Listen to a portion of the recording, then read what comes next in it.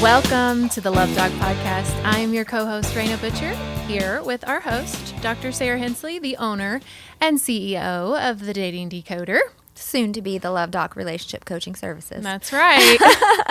So we are in the process of rebranding, which we like to say often, so that it is a good reminder that the actual business itself is not going anywhere. That's right. Just the name is going to change. I've just expanded my services and clientele and scope where doing what I first started doing, the Dating Decoder just doesn't work anymore. Right. You've outgrown it for sure. So speaking of relationship coaching services, we are so excited. Today we have our first client, Rozerin, on air with us. Mm-hmm. And you guys, this is going to be so awesome and so valuable because Dr. Hensley is going to do a live coaching session. So I'm going to hand it over to Dr. Hensley, and then she's going to talk here with Rozerin. Hi, Rozerin. Hi, you guys. Hi. So I'll just give it over to you, Dr. Hensley. Well, welcome, Rozerin. I'm so glad that you're here today. I would give you a confidentiality statement, but this isn't confidential. You know, you're on a podcast. And so, I'll just remind you to share what you're comfortable with. But what I tell all of my clients is the more you can share, the more honest you can be, the better that I can help you. So I do use a modified version of the adult attachment interview. And I like my version of it, and I'm getting ready, hopefully, to publish a paper to show that it is, in fact, a superior method of assessing attachment compared to the full adult attachment interview. So if you've seen that measure, you may notice that some of the questions are a little bit different, but I'm hoping to make a dent in the field, in this scientific field, to show that this interview actually captures attachment a little bit better. So there's a variety of questions. We're going to talk about your childhood. We're going to talk about some previous relationships.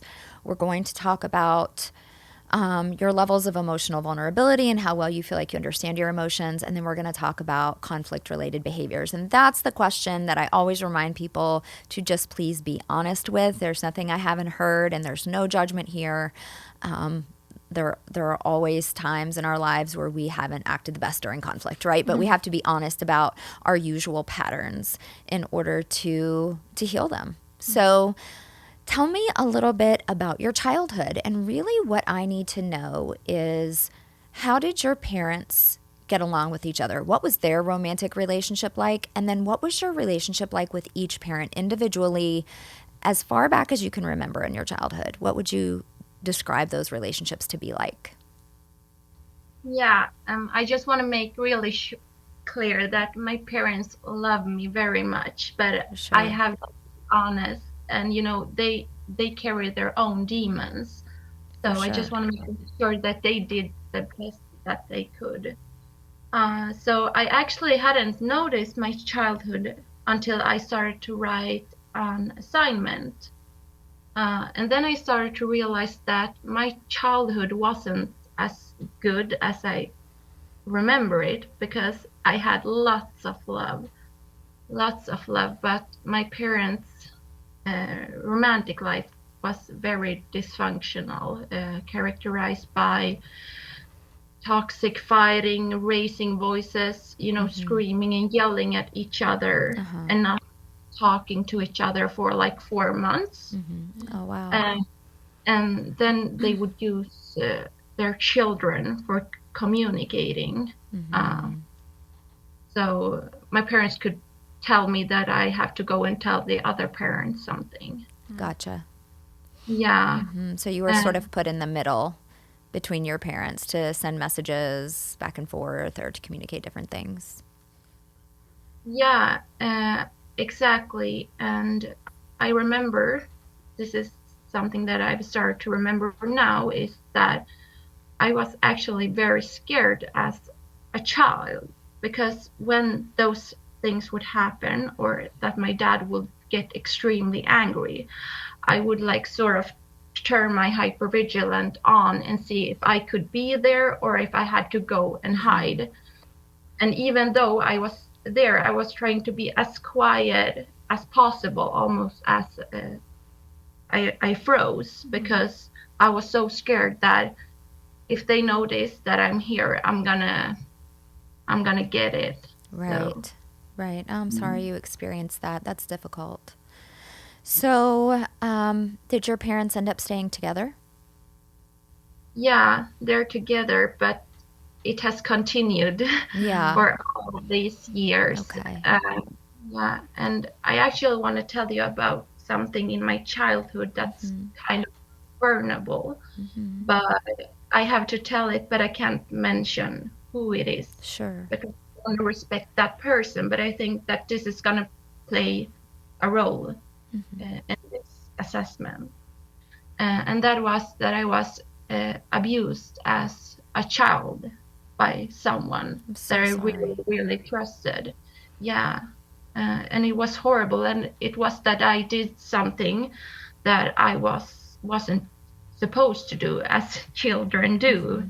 I would go to a friend, and I wasn't allowed to do that. So when I got to this person would actually put me in a room where he would hit me. Yeah. I'm so sorry that you experienced that, Roserine. I understand that, that is a definite significant trauma. And I appreciate you being vulnerable about it and sharing that, even though it's really hard to talk about. Yeah, and I try to think of it because I know that this person, I know that he really loves me and he was doing the best that he could, but he had his own demons. And he came from the Middle Eastern culture where it's normal for adults to hit children. So I get that. I'm not trying to excuse behaviors Right. like this. I can see the other end of the spectrum. Yeah, right. I mean, just because we understand things and we empathize with other people's hurt and pain, that doesn't mean that we excuse the behavior. We don't have to conflate those two things, for sure. So tell me a little bit about your relationship with your mom. What was your mom like? And do you feel like you could go to your mom in childhood for emotional support? Tell me a little bit about that relationship. My mom lives for her children. She has never bought a Coke in her life, eaten a pizza in her life because she thinks that my children can have this food. So she lives for her children.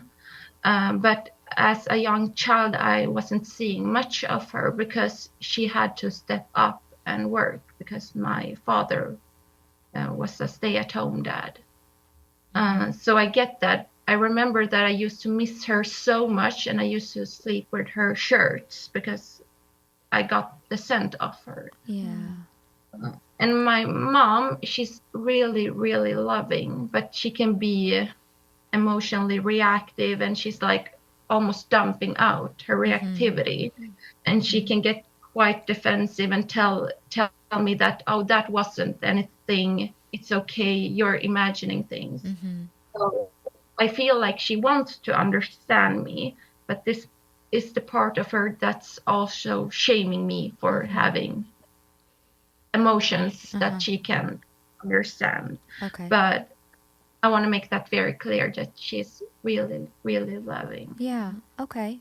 And yeah, again, so, two things can be true at once. Someone can be really loving, and someone can also have capacity limitations that make them not always make the best choices that feel good to us, right? So I appreciate that perspective. Do you feel like your mom talked to you about your emotions at all when you were a child? Like, I know you said she kind of could vent emotionally herself. Was she ever inquisitive, or would she inquire about your emotional experiences, like how you felt about things in your childhood as a child? It's hard to tell because I don't really remember, but as far as I can remember, she didn't have time for that because she was working so much. Okay, I understand. Tell me a little bit about the relationship with your father. and what that was like. And same question, were you able to talk with your father about emotions? Did he give you any emotional support as a child? No, my father is actually very emotionally unavailable. He would do things like he would go with me to school and figure skating, waking up in the morning to take me to classes, buy me beautiful clothes, braid my hair. So he showed his way of love in actions. But until this day, I can't even hug my dad before he's throwing me away, like, get away. Okay. It's just too vulnerable for Right. me. So it sounds like he was just uncomfortable with emotion and vulnerability and showed you a lot of instrumental and physical support, but not necessarily emotional support or emotional attunement. Yeah, and the thing was also, I want to make this very clear. I love my dad very, very much, and he's a Sure. really good dad. But he was actually very emotionally reactive, where he would get extremely angry to the point where I was so scared. Oh, I'm so sorry. I understand that's really hard for a child to understand. It's really hard for a child to understand. So, if you had 3 words to describe your mother in childhood, what do you think those 3 words would be?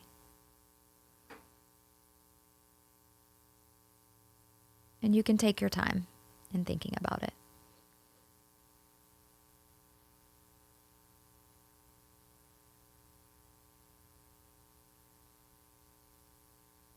I would describe my mom, as I could remember her in childhood, as loving, absent, and sacrificing, if you can use that word. Absolutely. Yes. And what about your dad? If you had 3 words to describe your dad, what would they be?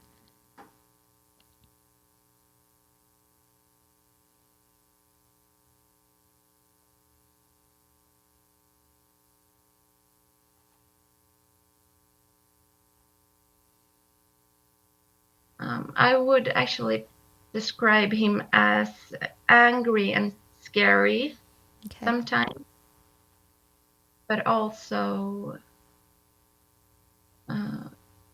doing his best that he could. It's not a word, but Yeah. Yeah, I understand. Thank you.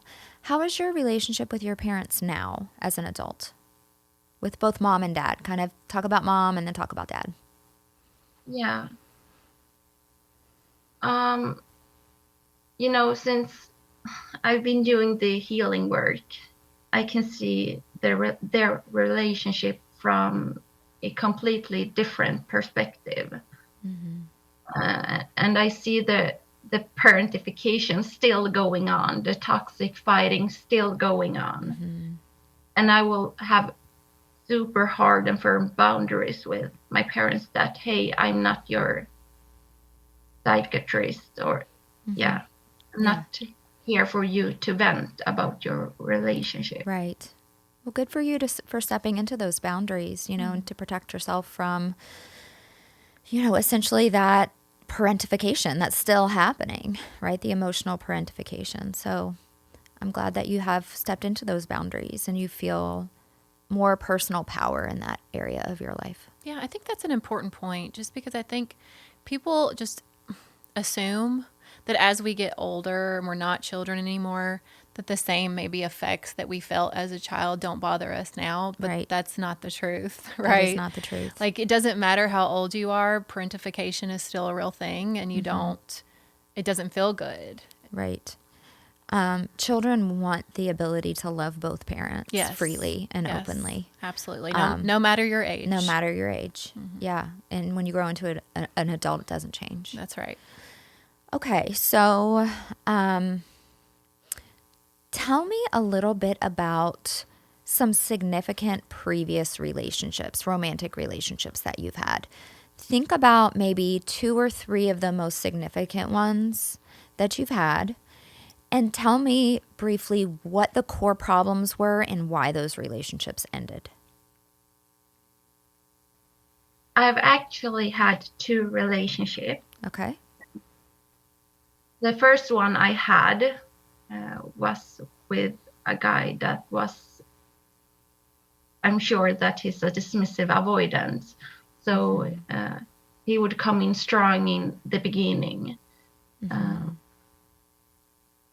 our relationship progressed as normal the first months, but it was some red flags that I was ignoring. And one of the most significant red flags was him following a lot of naked girls on Instagram. You know, he was kind of porn addicted. And some other red flags that I would ignore in the beginning was that he would go out to party and he would not invite me. He would not invite me to come to party with him and his friends because no girls allowed.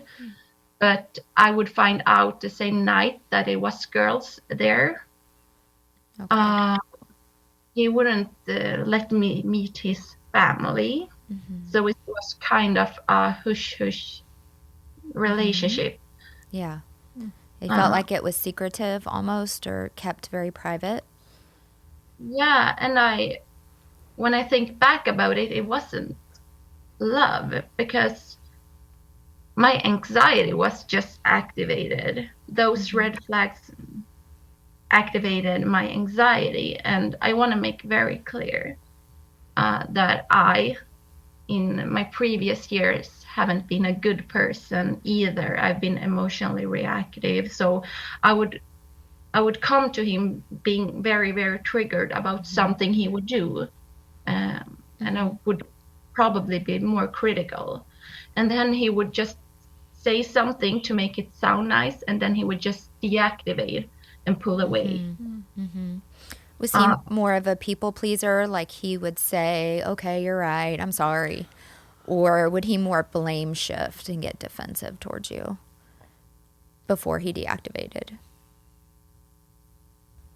It's hard to remember. I think I remember that he didn't used to fight with me, but he would deactivate, and he would just like deactivate more and more and more with time. He was doing his own thing with time, buying an apartment without telling me, going out meeting other girls without telling me. He was doing this horrible stuff. Okay. And then he would just like slowly creep away. Yeah, Until the slow withdrawal. I understand. Okay. Why did the relationship ultimately end? How did it end? I'm glad that it ended, but I was very, very young at the time. I was 21 years old. I was dealing with my own attachment wounding.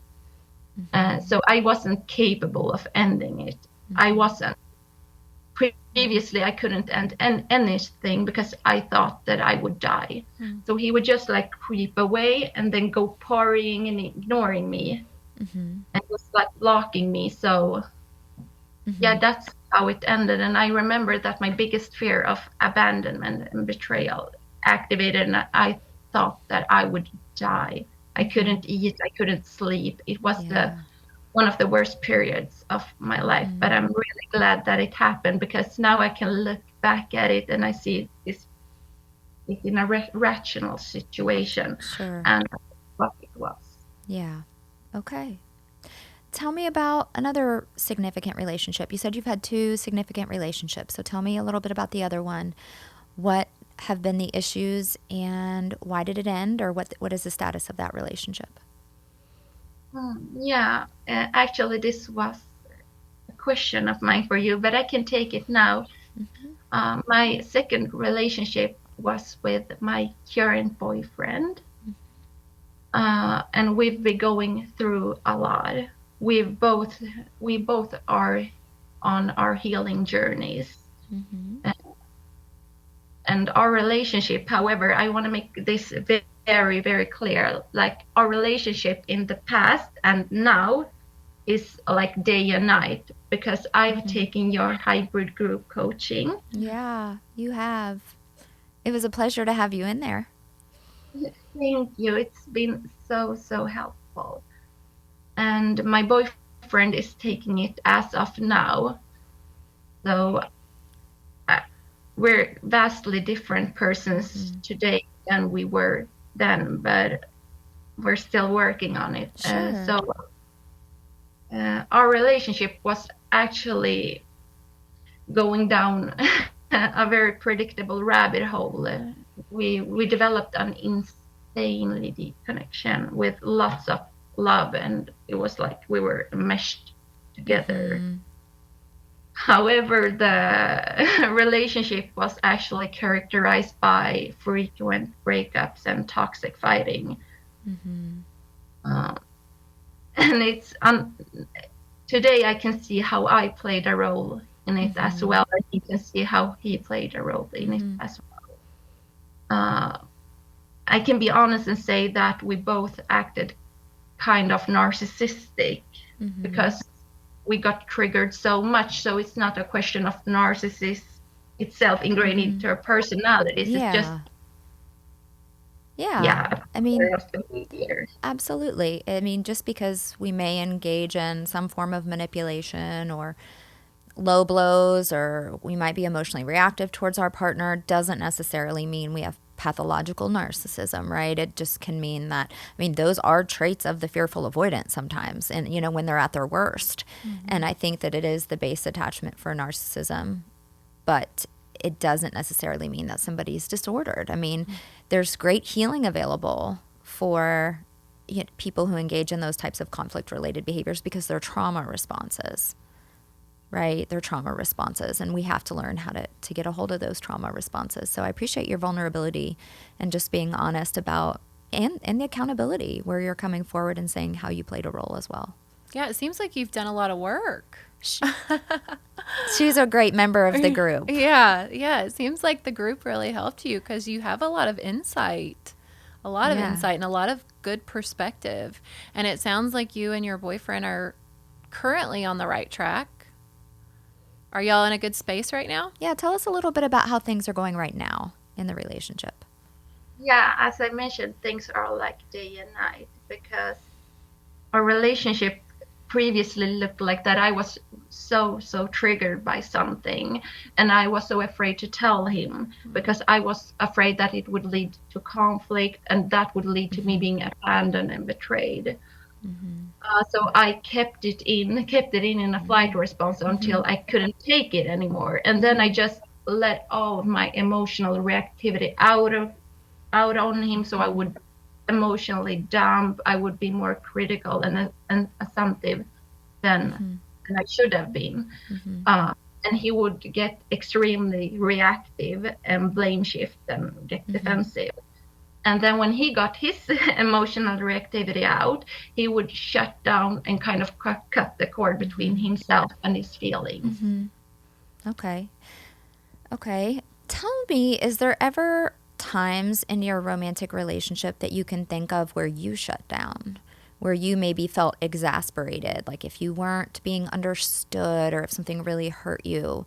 Were there ever times where you would pull away from your partner and maybe isolate or go cold or go quiet? Usually he would be the one doing that, but it was times that I was doing that. I mean, I went quiet, but not as for long as him. But I could get quiet too. I can pull away too, and this is something that I discovered with me because I was thinking that I was always activating, but I'm actually pulling away too. Okay. Yeah. So that is very, very typical when we have a too fearful avoidant relationship, which is what this is sounding like to me. I'm going to ask you a couple more questions before I totally make that assessment that you're a fearful avoidant. Tell me about your levels of emotional vulnerability, your ability with your partner to tell them your deepest thoughts, deepest feelings, deepest fears. Is this easy for you? Is it difficult for you? Does it depend on the person or what's going on? Just give me an overall picture sort of if that is easy for you or difficult for you and why. I mean, it's different since the class that I took, but I'm gonna try to look back on how I used to be. So I'm a person that's definitely connected to my emotions. My emotions run all over the place. I feel like I can't take it anymore and I can't control my emotions. But I was so afraid with my partner to tell him something because I thought that I would be hurt and he would leave me. And I think that regardless of how he should have reacted, I played a role too because I was keeping quiet. So regardless of what he's doing, I should have stated my boundaries and telling him how I felt. But I think on the other hand, he didn't quite give me the chance to experience that, to tell him my boundaries and tell him how I actually felt because I was so afraid of the consequences. So if you would hold back, it was because you were afraid of the reaction of your partner, that it would cause a fight or it would cause him to leave and abandon you. Is that correct? Yeah. Okay. Yeah. I Because understand. that was what had happened before too. Right. It was reinforced before. And so I'm guessing part of these conflicts, or I should say the breakups, were likely a part or a consequence of some of these toxic fights. Would you guys break up in like the midst of a fight where it would be like, okay, we're done? We're just sort of like, we can't do this anymore, when one of those toxic fights would happen? Yeah, totally. I mean, I could just like, it could go from being the person that I love the most to being, I don't want anything to do with you. And it could be quite a small fight, like he was shutting down. And I was feeling like I was being betrayed. So I would be like, I can't deal with this anymore. So we both played a role in that. Right. Yeah. Oftentimes when our partners shut down, if we are in an anxious space, if our attachment anxiety has been activated, the story that we tell ourselves, our activating thoughts often are, they don't care. I'm going to make them care, right? I'm going to force that out of you. I'm going to force you to talk to me. I'm going to force you to love me. Or, if you're fearful and you have some of the avoidant side, you can deactivate and have deactivating behaviors like, fine, I'll show you, I'm done with you. I'm not going to even, I'm not going to give an ounce more of my energy to this. So we can really oscillate as a fearful avoidant back and forth between those anxious spaces and those avoidant spaces. And so when we have a 2FA relationship, which is sounding more and more like that's what this is, and I'm pretty confident now in saying that you guys are 2FAs, fearful avoidance, it is the best friends / mortal enemies dynamic, where since you guys have a really deep need to be seen, heard, and understood, you guys were able to create really deep intimacy because you share that deepest need and you were able to fulfill that need within each other very well, especially at the beginning. But one of the real difficult parts of being a fearful avoidant is the deep feeling that can lead to the trauma response of fight. And elevated emotional reactivity that can also oscillate between that fight state, the flight state, and the free state. So the fearful can really go all over the board in their trauma responding. And it sounds like you guys had a little bit of the anxious avoidant trap going on, where you would get very anxious, maybe demanding answers, feeling betrayed when he would shut down. And then when he's shutting down, he feels like you're chasing, smothering, demanding something from him that he couldn't give in those moments when he was sort of dissociating or shutting down, because that's his nervous system's way of trying to cope in that moment, right? But the story in your mind when that was happening was, you must not care about me, you must not love me, or you would be talking to me right now, which is really something I see a lot. I think I was good on seeing that. I always knew what was happening to him. He was deactivating because his nervous system decided that for him. Yeah. And I was trying to tell him that he was going into freeze. So I always understood that it was a capacity issue.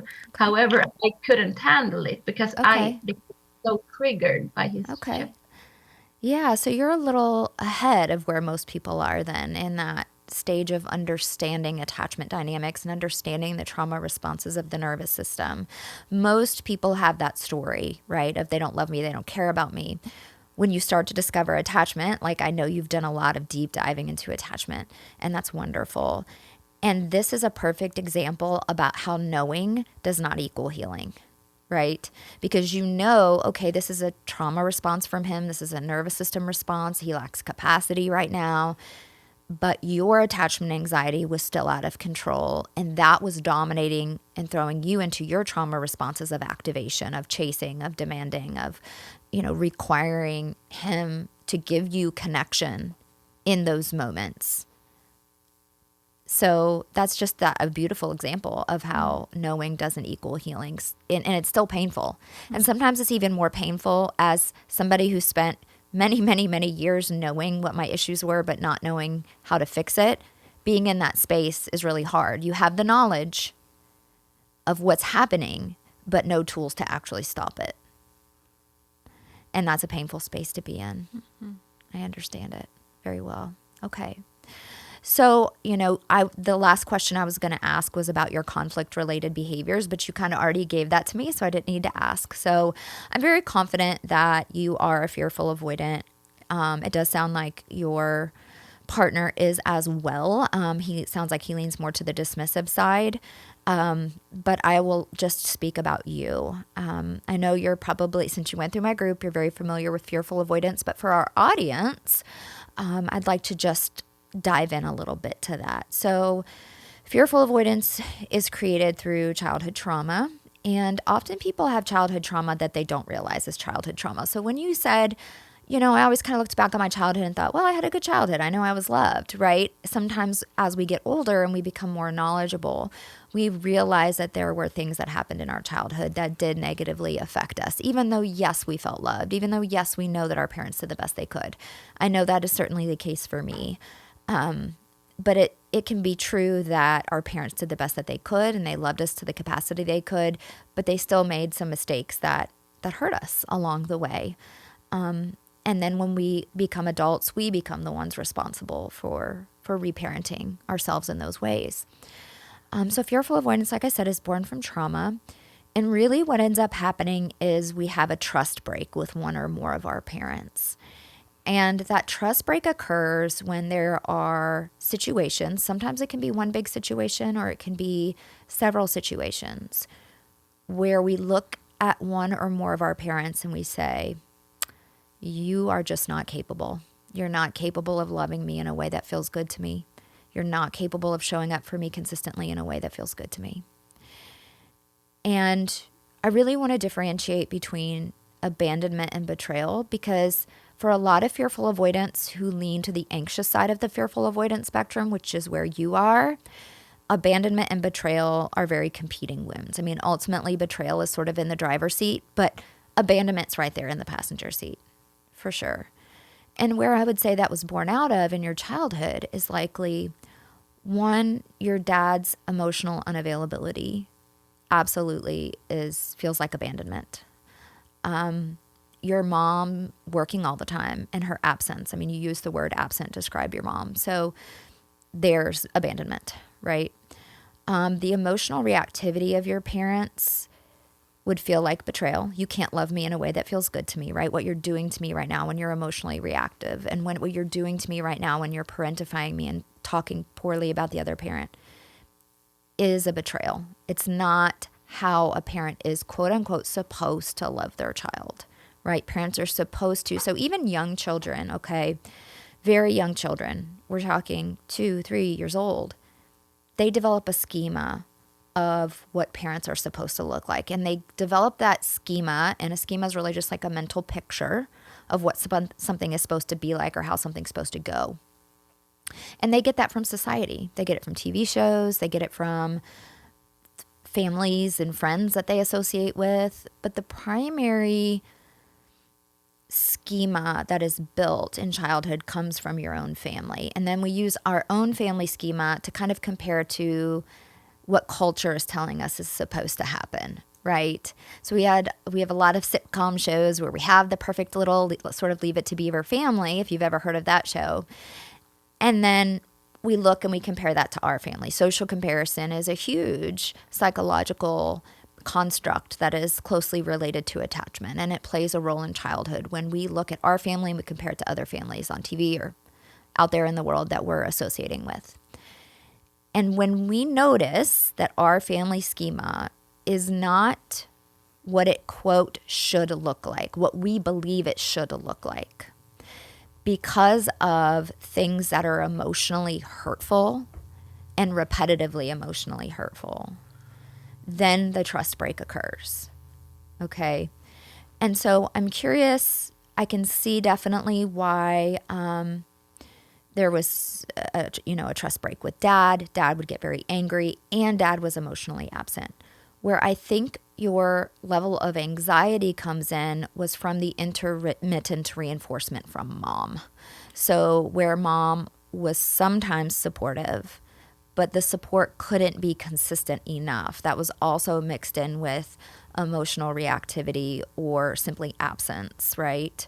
From work or whatnot. And whenever we have intermittent reinforcement of love, affection, and attunement, where it doesn't show up as consistently as it should, that creates attachment anxiety and that deep fear of abandonment.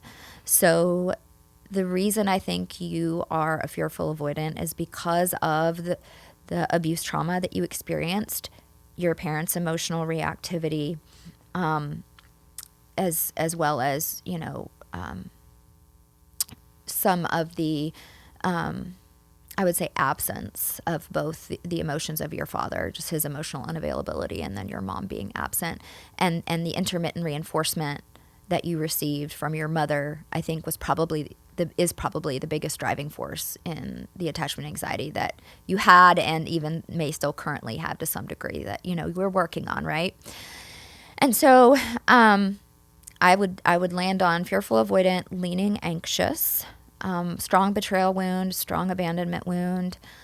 And then, so tell me a little bit about where you currently are and where you would still like to be. Where is the gap between where you are and where you would like to be? And what questions do you have for me on what the road forward looks like? Because I know if you've taken my group, you have a lot of information, you have a lot of tools. It looks like you're using them, which is great. But let's troubleshoot that journey a little bit. Tell me where the gaps still are in the healing process. Yeah, so I want to thank you so much for the info, Dr. Sarah. And I want to thank you for your group because it actually saved my life. Oh. I mean, the emotional pain that I endured during all of these years. I don't know how long I could have experienced that. So I just want to say that if you're thinking about taking this group, take it because it's gonna change your life. Thank you. So I'm so glad. I mean, there's just nothing that makes my heart feel happier than when people say, this changed my life, because I know that it changed my life when I learned it, and all I want to do is share it. Mm-hmm. So I'm so glad. Yeah, and I want you to see that you're actually saving lives, and God is proud of you, and may He bless you. Thank you. Thank you. Oh, you're gonna make me cry. So tell me, give me your questions, Rozerin. Let's use this time to really talk about, healing. It's just a journey, and there's always things left to do. So tell me, what are your questions now? What can I help you with now? So I've actually struggled with the negative bias, although I'm seeing that it has kind of vanished almost. I'm kind of struggling with it sometimes, or my brain is trying to trick me subconsciously that, hey, something is wrong. Because that was me. I was always hyper focused on the bad things, and I was dealing with crippling anxiety in a generalized way. Like I've had anxiety for 10 years, because of my negative bias, because I was Yes. always trying to find the negative things. Yes. And I found now that I'm using your tools to regulate my nervous system, to check my thought, that my brain is sometimes trying to play a game. Yeah. Because I'm more positive now. I'm actually happy. And Yeah. that's a new sensation It for is me a to new be. sensation. And at first, when you experience that new sensation of a felt sense of safety in your nervous system, there's a part of your nervous system that wants to go, but wait, hold on. Can we really be here? Right? And those pathways in your brain, although they're working hard to sort of disintegrate, right? And those new pathways are getting stronger the more that you're using them, those old pathways, they don't want to die easily. And so you said something that I think is important. I really want to educate the audience on fearful avoidance and some of the qualities of fearful avoidance. So hypervigilance is probably the most well-known quality of fearful avoidant attachment because it kind of applies across the board for fearful avoidance. It doesn't matter if you're anxious or avoidant. Fearful avoidance, because they had childhood trauma, are hypervigilant people. Like you said, you had to walk into the living room, notice, is dad okay right now? Can I stay or do I need to go hide? Right? So fearful avoidance learned very, very early on to adapt to their environment by being hyper aware of people's moods, people's expressions, people's behavior, pattern recognition. We're very good at pattern recognition. And that was the way that we kept ourselves safe as children when we had an emotionally dysfunctional parent, and I did too. And I would love to tell you that the hypervigilance completely goes away, but it often doesn't for people because it's a deeply ingrained pattern. But there is always our ability to catch and correct, and that's what earned security is. So usually hypervigilance comes with the negative bias, and you've talked about the negative bias. So fearful avoidance also, not only are they putting their partner under a microscope, extremely hypervigilant, but then their brain tends to go, but look at all of what's wrong here instead of look at all of what's right here, right? So we have sort of this pessimistic bias, right? And that's born out of something called defensive pessimism, which I've talked about on this podcast. But if we can try to predict what is wrong or what could go wrong, or we focus on what is wrong, then we can get a plan to fix it and we can stay safe. And if we can predict it, then we can prevent it, then we can be safe. So it's all about focusing on the negative so that we can stay safe because we had so many negative experiences in childhood, right? And so oftentimes when we do the healing work, our nervous system is not used to this shift into safety. It's not used into this shift towards more optimistic states and traits that we start to develop as we reach attachment security, where we can essentially look at the whole of our relationship and not just go, oh, there's that thing and there's that thing and there's that thing. But we also now see it more in balance with the positive aspects of the relationship and the positive attributes of our partner. And so we're getting a more objective look at the relationship when we become more secure. But that doesn't mean that your nervous system is always going to feel settled with that when it has spent a lifetime being hypervigilant and focused on what could cause you pain or what is causing you pain. So I want you to really make sure that you're really not letting shame creep in those moments where you slip back into the negative bias or you slip back into too much hypervigilance and maybe you tell yourself a negative story. I want you to focus on catch and correct and forgiving yourself and letting that go and Grace. Just saying, these were things that my brain tried to do to keep me safe.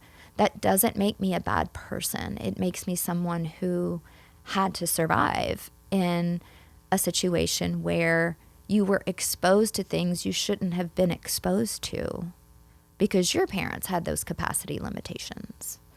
So I really want you to make sure that there is not shame that is creeping in. That is hugely important.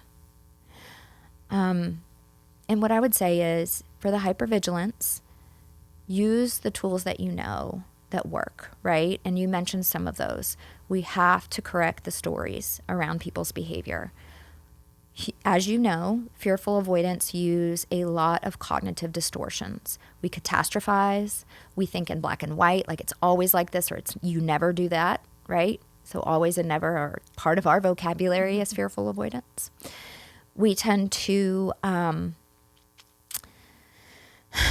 really always, again, go to that negative bias where this must mean that our partner doesn't love us, or how dare they do this to us. So that betrayal wound can really speak to us in a way that's like, you are just not somebody that I thought you were. You are not somebody that can be trusted. You are clearly demonstrating to me that you are not who I think you should be or who I thought you were. And that is a betrayal, right? So that's the inner dialogue of the fearful avoidant.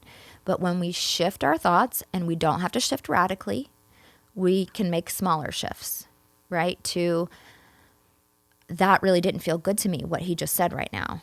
I don't like what he just said right now. That didn't feel good to me. But then the reframe has to come with, okay, but what do I want to do about that? Instead of, he's such a jerk, he always does this, he doesn't care about me. Hold on a second. It's not always. Yes, this moment didn't feel good. I don't love it. And what do I need to do, right? Is there a conversation that needs to be had? Is there a boundary that needs to be set? And when we're processing emotion, remember that we have to pair our emotion with safety. So we use our self-neurofeedback for that. And that's not something I'm gonna like go all into today because you've been through my course. And it's way too much for one podcast. But essentially what neurofeedback does, and it used to be something you had to go to a psychologist's office and be hooked up to a EEG machine and have your brain waves mapped out. We no longer have to do that. In fact, we know that the brain responds to its own cues and wants to self-correct. And so we can give our brain lots of cues to self-correct. And what you learned in the group was to be able to feel your emotions while cultivating that felt sense of safety and sending those safety signals to the body. So how is that going for you? Actually, the neurofeedback is working so great. And you said actually that it could take up to 45 minutes in the beginning, which it did. Yeah. But now the anxiety and the sensations in the body goes away in about 3 minutes. So That's it's super amazing. fast.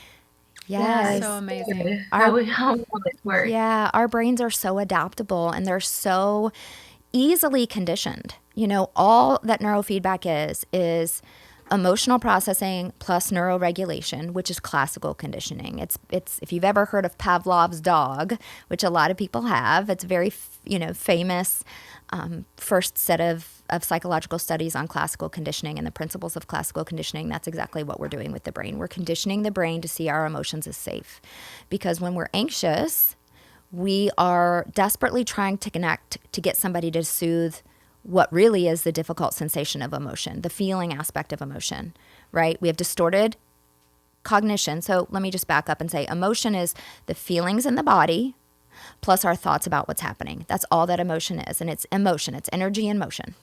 And so, like you said, that energy in motion would run all over you, right? And that's what it feels like for attachment anxiety to be activated. And when it is, we go into this trauma response of fight, oftentimes, or flee. And when we're in that fight response, we desperately want to seek connection with our partners.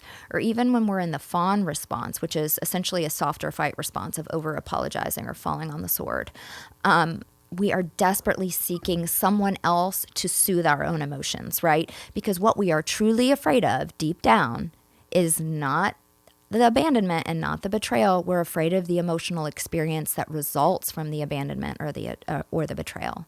We're afraid of going through that hurt and that pain. But when we can start to condition our brain that the sensations of emotion are in fact okay and we are still safe when we experience them, we will stop forcing someone to connect with to try to soothe ourselves. The same way when we go into the avoidant space. Avoidant individuals, deeply afraid of emotion. They've used emotional suppression all of their lives. If we're talking about the dismissive avoidant, the fearful avoidant uses it intermittently throughout life to cope with difficult things. It's pushing someone away, right, in order to try to avoid the difficult sensations of emotion that being in the presence of that person would bring.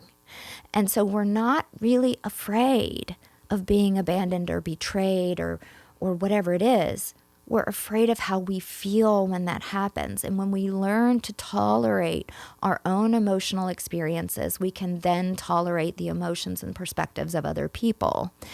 And that makes for a securely attached person. And so congratulations on doing the work and really training your brain to recognize that you are still safe, even when you're in discomfort, even when the emotional discomfort happens.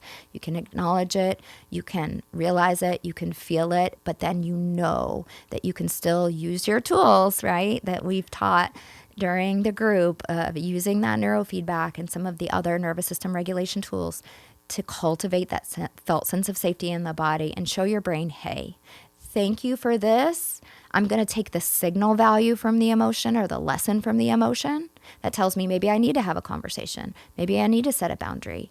Maybe I need to, take a little bit of space for myself. Maybe I need to do whatever. The emotions are the signals, but you can't get the signal value from your emotion when you're running to try to get someone else to fix it and that's all you can think about, or when you're pushing somebody away to distract from it or dissociate from it, which is the avoidance, right? So you're doing wonderful. What can I still help with? What can I still help with? Just keep going on that. Just keep going on that. I have a lot of questions, but 2 questions that I would want to ask. So I figured out that my boyfriend is a fearful avoidant, that he's dismissive, and he's doing the work, and he's fantastic, and he's a deep feeler. Yes. Because of this, because he has so much empathy, and he's a deep feeler, he kind of feels responsible for me when I'm telling him about the negative bias. And I'm kind of afraid to tell him because I don't want him to think that it's anything now, because life is great. Yes. But I want to be honest with him. I want to be vulnerable. So what advice would you give for him to not feel responsible for life? Yeah. So first of all, let me say that is a really common fearful avoidant tendency to feel.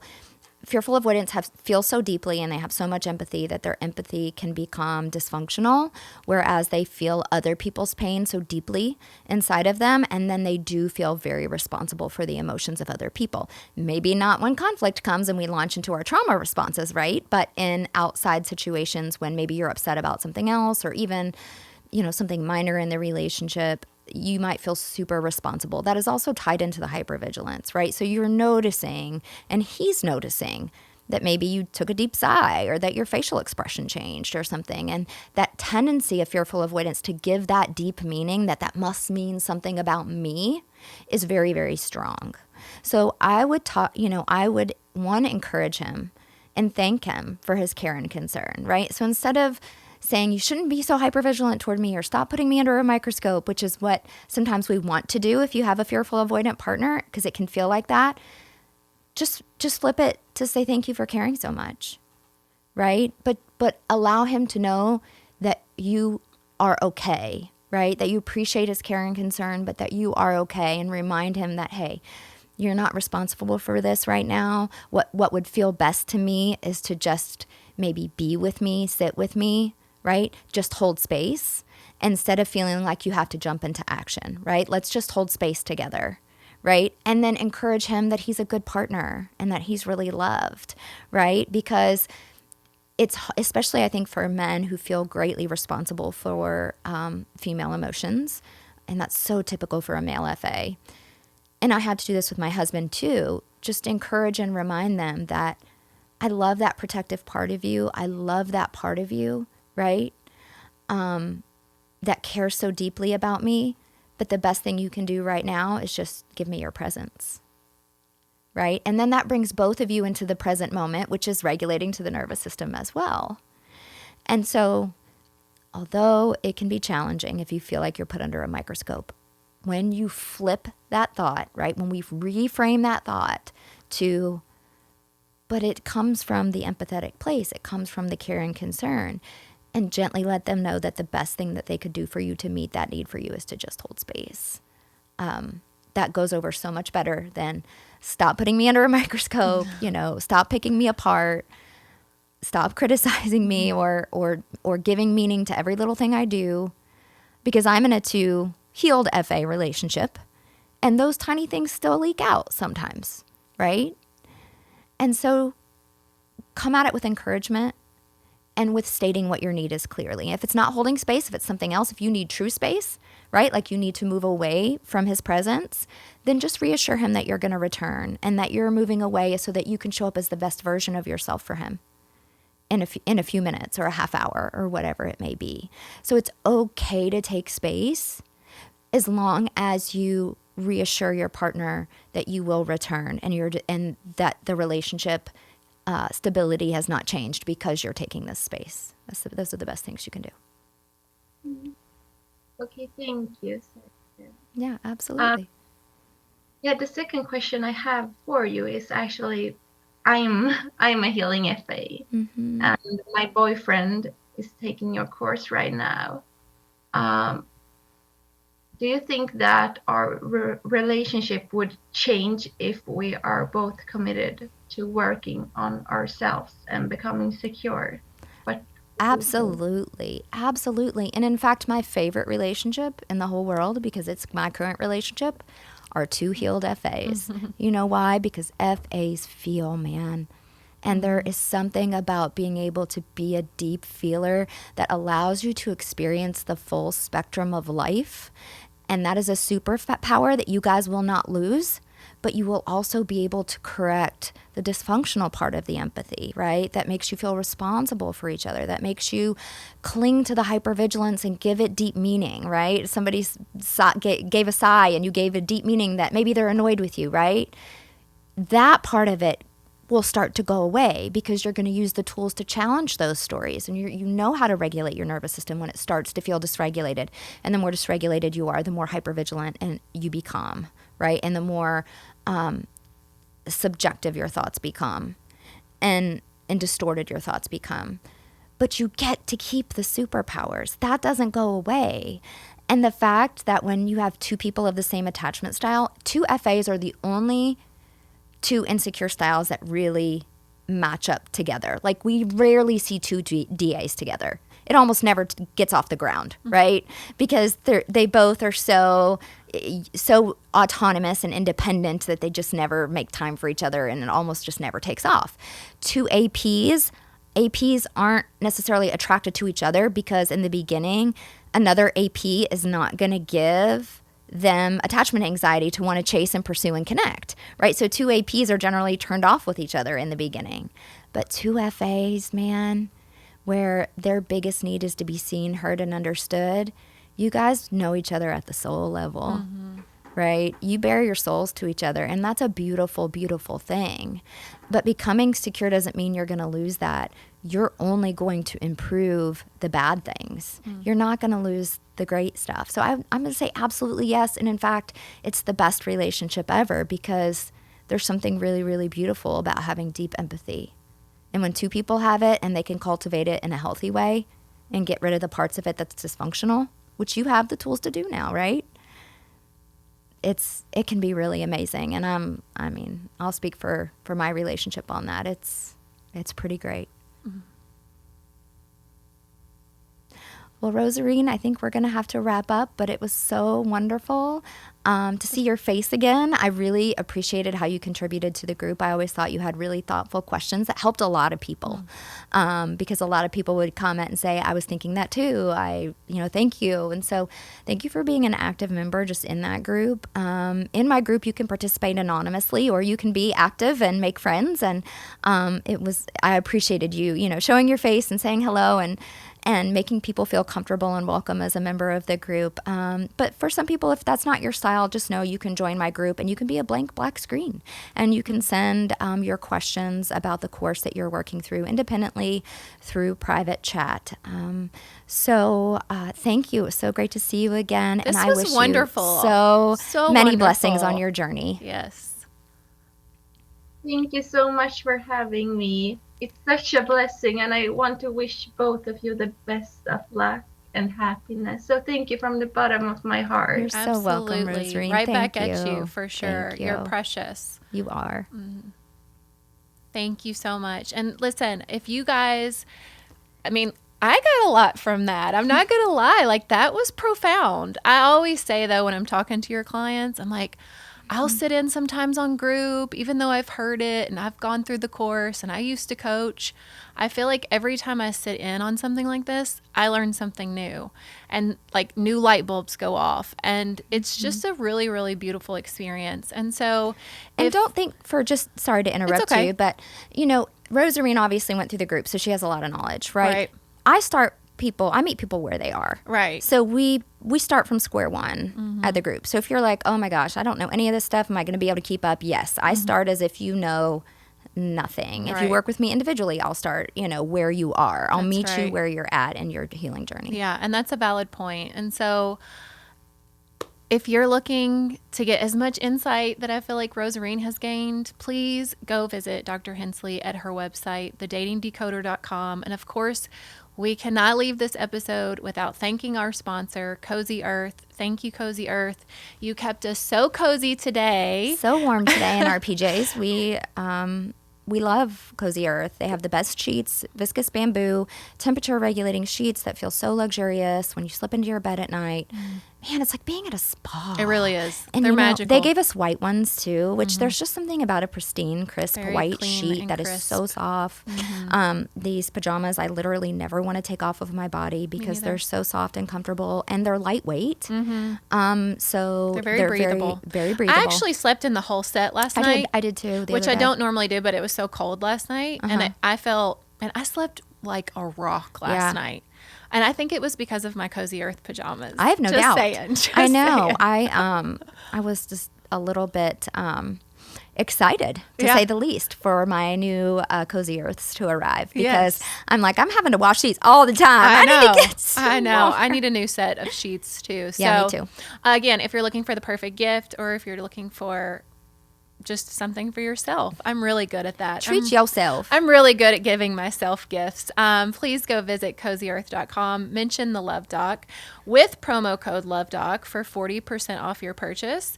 And if you purchase and then take the post-purchase survey, they will send you a free pair of socks. So thank you, Cozy Earth. And again, while you're there surfing the World Wide Web for all your gifts, for all your loved ones, please go give the gift of healing by visiting Dr. Hensley's website. And a happy relationship. Yes, healing and a happy relationship. And I think Rozerin has proven that here. You just gave her, she just gave you so much credibility. Yeah, and I had So much no idea credibility. that you were going to come in here and be like, the tools worked. Yes, that's I hadn't heard from amazing. you since, the group was over. And I know when you started the group how much you were hurting. I could see that, right? And, but I also saw, that you were super invested in it. And that's what I tell my clients. It's not the knowledge. Knowledge doesn't heal you. It's the practicing of the tools that leads to the healing. And so when you're dedicated like you are, that's why you're seeing the fruits of this. Because you're actually using the tools, and that's what it takes. So congratulations again to you, Rozerin. Thank you so much for being here. Thank you. Thank you all for listening. We hope that you gained something from this today. Please continue to like, listen, subscribe, and leave us a review. And until next time, peace, love, and perspective.